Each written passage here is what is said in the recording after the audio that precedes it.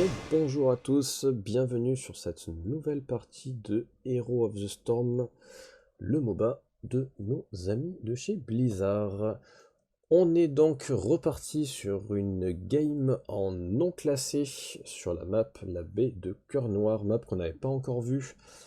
Il s'agit d'une carte donc avec 3 lanes, un objectif qui se trouve au milieu entre la lane du milieu et la lane du bas, et une map qui peut surtout snowball très rapidement. En gros, le principe, tous les camps vont vous passer 2 pièces, vous avez des camps un petit peu spéciaux avec des créatures assez faibles qui vont vous donner directement 2 pièces, et à intervalles réguliers, vous allez avoir un coffre en haut, un coffre en bas qui vont apparaître, qui vont vous passer 5 pièces chacun.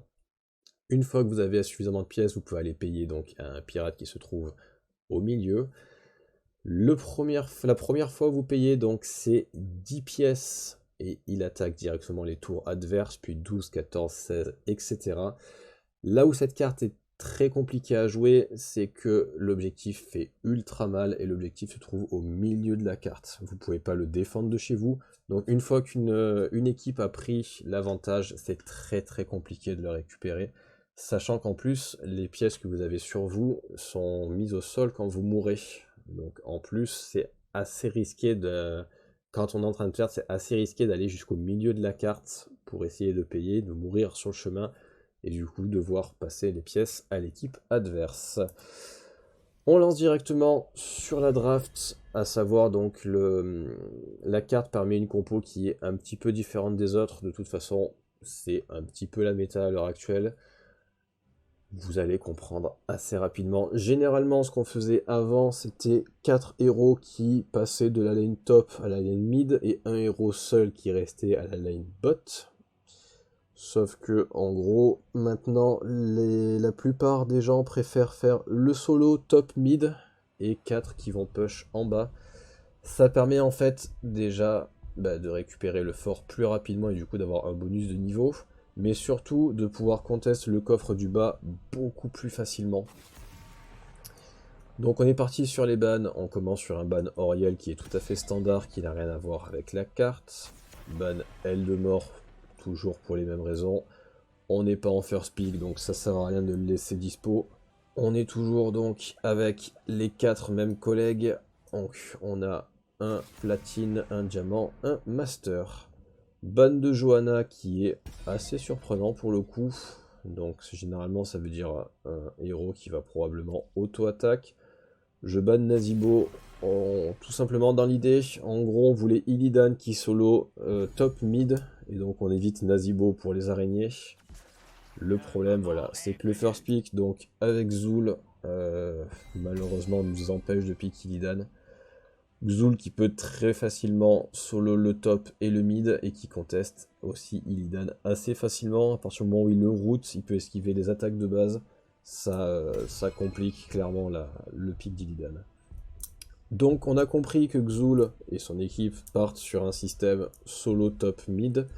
Donc ce qu'on fait, c'est que nous on part sur le même principe, sauf que de commencer par pick notre solo, on va pick donc la lane bot, les 4 qui vont rester ensemble.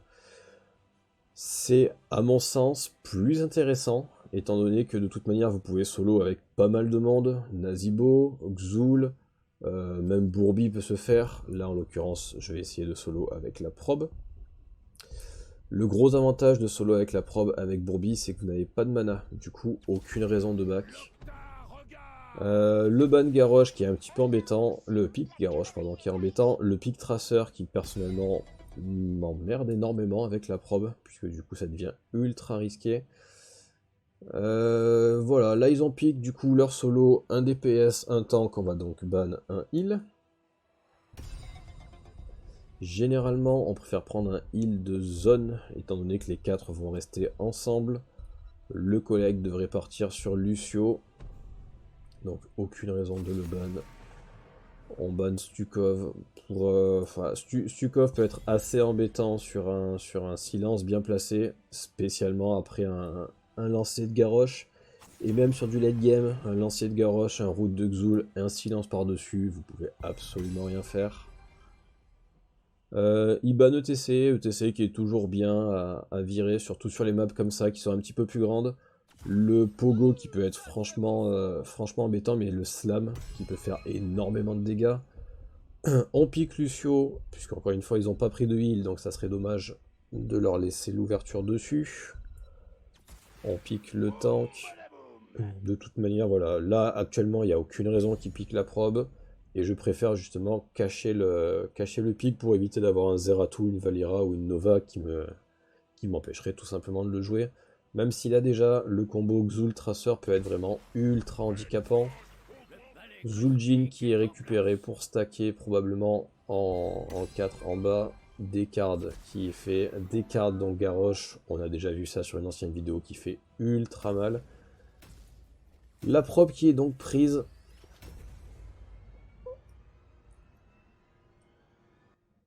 La probe qui est donc sélectionnée. La probe qui est un perso qui est assez difficile à jouer, honnêtement.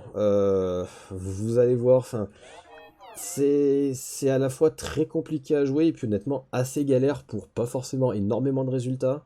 Niveau 1, je sais pertinemment que la résonance, bah, je pourrais pas la finir étant donné que je vais solo contre Xul. Maintenant, j'ai l'espoir d'un late game qui me permettrait de stacker, et de toute manière, j'ai aucun intérêt à partir sur la quête du canon, vu qu'il n'y a aucun invisible en face, et que de toute manière, en termes de vision, bah, on devrait s'en sortir. Là, vous allez voir une partie, de mon point de vue en tout cas, relativement calme, dans le sens où de toute façon, je vais solo contre Xul. Là, je prends juste la vision, j'ai aucune raison d'aller engager, parce que bah, si je me suis trompé et que Xul est seul en bas, ça veut dire qu'ils sont 4 ici, ça peut être emmerdant. Je vois qu'il n'y a personne. Les collègues en bas m'annoncent qu'ils voient du monde. Du coup, je commence à récupérer l'XP. Voilà, comme je disais, du coup, on va partir vraiment sur une partie tranquille. Xul étant très handicapant. Enfin, voilà, le route qui m'empêche de fuir, qui m'empêche de faire quoi que ce soit. Je sais qu'en termes de dégâts, honnêtement, il m'ouvre en deux. Donc, on va simplement le faire à l'XP. La compo donc de nos quatre bots, d'après moi, est bien meilleure que la leur. On va donc simplement empêcher le Xul de push. Voilà, et vous voyez, donc on place les pylônes pour récupérer le mana. On récupère les globes pour récupérer la santé, histoire de ne pas avoir à back.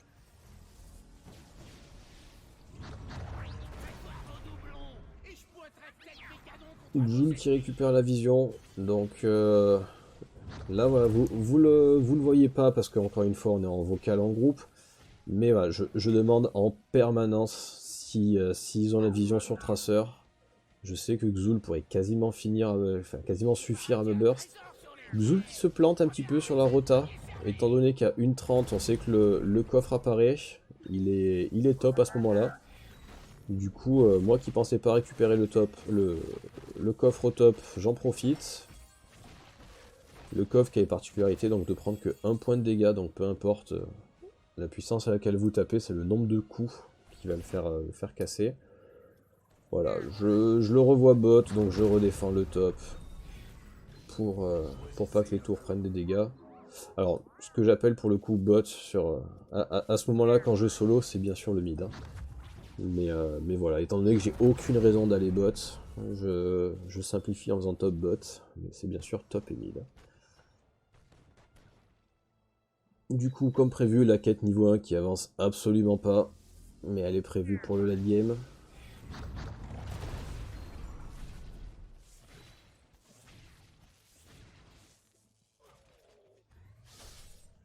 Je profite, niveau 4, j'ai pris le pseudo monture, le dash en fait plus fréquent, pour pouvoir justement basculer d'une lane à l'autre sans trop de problèmes. Je vois qu'en bas, ils font bien leur travail, ce qui est plutôt cool. Sylvanas, donc, qui fait énormément de bien pour le push, puisqu'elle bloque. Elle explose les serviteurs, elle bloque les tours, donc ça met quand même bien. Xul qui honnêtement est respectueux ou timide, selon les points de vue. Enfin, honnêtement, il devrait me rentrer un petit peu plus dedans, mais voilà, j'en profite. C'est plutôt une bonne nouvelle, étant donné que je pourrais encore une fois absolument rien faire s'il décidait d'attaquer.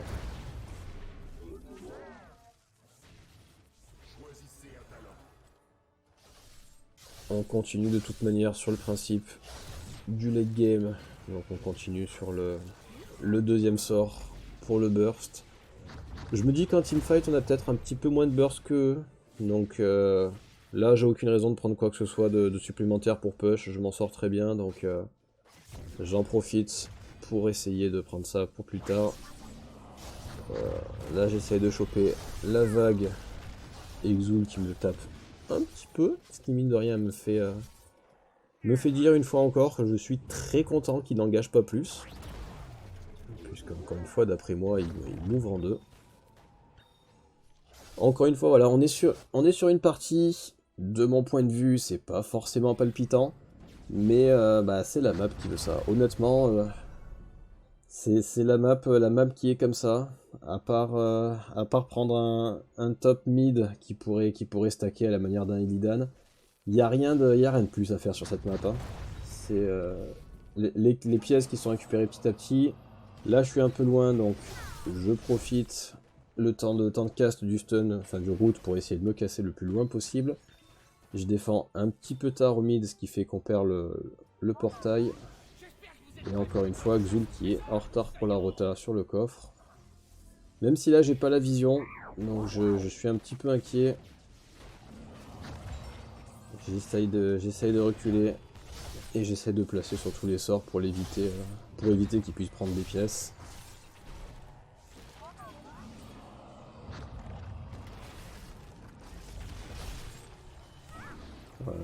J'ai récupéré 2 pièces, je sais que j'en aurai pas plus. En bas, la fight qui se passe très très bien. Il récupère ses 3 pièces, mais j'en ai eu 2.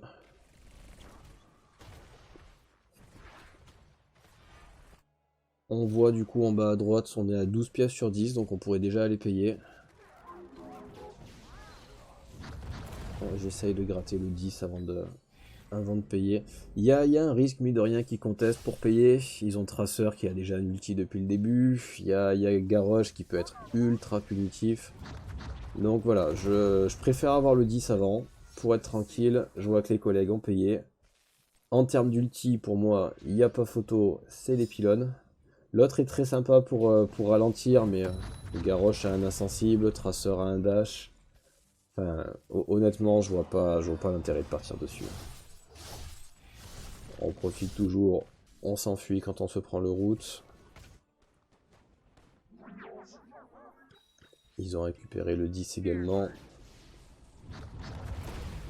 On continue à des push.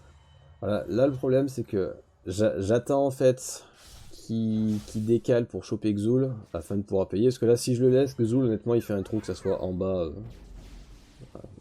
au top ou au mid. On dépush rapidement. En bas ils prennent leurs 4 kills. Du coup ils enchaînent sur le camp. Enfin Sylvanas en tout cas enchaîne sur le camp.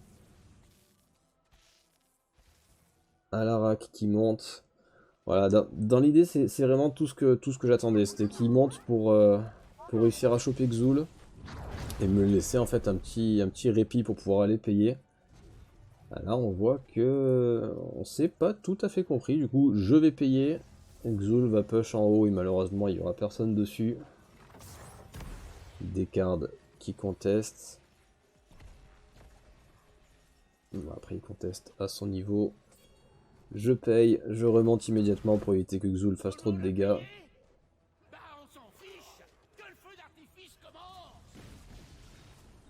Et là je vois un peu tard que Xul a décale. Je me rends compte un petit peu tard malheureusement. Donc ça me permet de push. Maintenant on prend 2 morts. 2 morts qui étaient évitables je pense. Encore une fois voilà, c'est le problème, c'est que étant donné que j'ai très peu de possibilités de choper la vision, je peux qu'imaginer les moves, et en l'occurrence celui-là je l'ai absolument pas vu venir. Je récupère la vision pour éviter de me faire surprendre, j'essaye d'avancer un petit peu. Encore une fois, je me dis que Lucio solo heal c'est peut-être un petit peu fragile, donc pour le late game, je récupère le bouclier sur le pylône. Honnêtement, tous les niveaux 13 de la prop sont excellents. Augmenter les attaques de base, c'est ouf. Augmenter les puissances des capacités, c'est ultra fort aussi. Le bouclier sera peut-être un petit peu plus lent, mais je me dis qu'avec un Lucio, ça peut permettre de temporiser. Là, je vois que Tracer est monté, donc très clairement, je sortirai pas plus. J'ai les 4 pièces en plus sur moi. Et en bas, il continue à faire un carnage. Là, en bas, ils sont à 4 contre 3, donc aucun problème dessus. Et là, encore une fois, de toute manière, tant que j'ai pas la vision et sur Xul et sur Tracer, j'engagerai pas plus. En plus, il y a un risque de trap. Donc je joue safe. Honnêtement, je joue ultra safe. Mais voilà. Enfin, si je me fais route par Xul et qu'il y a Tracer à côté, je peux absolument rien faire. Là, j'ai la vision sur Xul. J'hésite à engager. J'attends qu'ils me confirment qu'ils aient bien la vision sur Tracer. J'essaye de contest Xul dans la mesure du possible. J'en profite du coup. Le canon permet en fait de récupérer petit à petit l'objectif. Xul a pas l'air motivé pour venir le contest, donc bah, encore une fois j'en profite. Là il m'annonce qu'il voit les traceurs en bas, donc je décale directement. Je défends pas en haut. Voilà, parce que ça c'est le genre de moment, s'il tue tout le monde et que par-dessus il récupère les pièces, ça peut vraiment justement snowball comme je disais. Alara qui malheureusement se fait exploser. Zul'jin qui meurt. Qui devrait mourir. Ah, ils prennent des cards. Zul'jin qui résiste. J'en profite pour stacker tout ce que je peux stacker. On récupère Xul. Et là aussi, comme je disais en début de vidéo, ils ont perdu absolument toutes leurs pièces. Donc on est encore plus devant. Déjà que ça se passait bien jusque là, on est vraiment bien devant.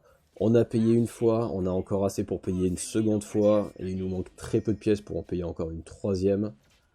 L'objectif qui fait ultra mal. Je sais pas si vous l'avez vu, niveau 16, je prends donc le sort qui fait ralentir plus quand vous arrivez au centre. Tout simplement parce que 60% de ralentissement, d'une part ça permet en fait de placer ses sorts plus facilement, étant donné qu'ils vont rester plus longtemps au milieu. Et éventuellement ça permet de zoner, typiquement un Xul ou un Garrosh, hors insensible. Vous le placez, quand il prend 60% de ralentissement, ça vous permet de le voir venir, ça vous permet de vous enfuir, ça permet de sauver un allié. Donc je pense que c'est le plus intéressant. Après je peux me tromper, mais à mon avis, là malheureusement je me prends Tracer. Et comme je vous le disais, Tracer, je peux absolument rien faire, je prends l'ulti par-dessus. Je sais que je vais mourir, donc je claque l'ulti. Et là, malheureusement, je ne peux absolument rien faire. De toute façon, l'ulti qui a été plus ou moins inutile vu qu'ils ont explosé le pylône. Après, l'ulti qui n'a pas énormément de temps de recharge non plus. Donc, s'ils prenaient pas le pylône, ça aurait fait quelques dégâts. Malheureusement, ils l'ont pris direct. J'ai les pièces qui n'ont pas été récupérées manifestement. Pas par eux en tout cas. Xul qui meurt. Alara qui fait énormément de dégâts. Sylvanas aussi qui place un très bel ulti. On va probablement récupérer des cartes par-dessus. Vous voyez, donc là on a 12 pièces, donc pas assez pour payer. Mais on est vraiment pas mal. Lucio qui va chasser Tracer. Et voilà, même si le gank de Tracer a été un petit peu handicapant, on prend 3 kills pour une mort. Et là, de toute manière, on a un stade, on a récupéré le T1 en haut, on a récupéré le T1 au mid. Je solo un petit peu, histoire de récupérer un petit peu d'XP. Mais voilà, là, il n'y a plus de raison de rester comme ça. Je vais probablement attaquer avec eux. J'essaie de faire en sorte que les catapultes se stackent un petit peu de notre côté. C'est ce qui peut nous aider. Voilà, ils prennent le 16, donc on n'a pas forcément intérêt à se battre maintenant. On retourne payer encore une fois. Du coup, j'essaye de placer, si jamais ils contestent, les pylônes, le canon pour la vision. Mais là, pour le coup, ils contestent pas. Sylvanas qui a commencé le hard. Voilà, là, j'aurais pu sûrement décaler pour aider sur le hard. Maintenant, j'ai vu qu'ils étaient plusieurs en bas. J'ai préféré laisser rester ici pour un trap. Malheureusement, j'ai claqué les sorts un petit peu tôt, ce qui fait que le trap a été juste dissuasif. Et voilà, encore une fois, là je place les failles juste pour empêcher Garrosh de trop avancer. On a encore payé, donc on va probablement récupérer le T2 au milieu. Je vois qu'en haut il y a le hard, mais bon. Honnêtement, là on a un stade, même si le hard prend le terrain, ça changera pas grand chose. Je place des pylônes tout simplement, voilà, pour commencer à stacker les boucliers. On récupère quelques dégâts sur les tours. Le premier pylône que j'ai mis qui était très mal placé puisqu'il était dans le sort de Descartes, donc il a explosé aussi. On met encore une fois les failles en plein milieu juste pour ralentir. Là on s'est fait avoir parce que quelqu'un a réussi à payer derrière. Voilà. Là on se rend compte qu'on n'est pas nécessairement bien placé. Donc on n'a pas, le 20. C'est un petit peu risqué de se battre maintenant. On n'a pas d'avantage au sens propre. Une fois qu'on a le 20, effectivement, on pourra y aller. Là, c'est pas... Le timing est pas bon pour le coup, donc on préfère désengager. Je vais défendre en haut. Et voilà, du coup, le 20 qui arrive, là, voilà, l'amélioration du sort qui est absolument dingue, étant donné que, en gros, à partir du moment où vous touchez un héros avec votre faille, la faille réapparaît en fait. Ce qui veut dire qu'il reprend les 60% de ralentissement, ce qui veut dire que vous avez encore un boost de dégâts, enfin... Vraiment, c'est une grosse amélioration de vos DPS.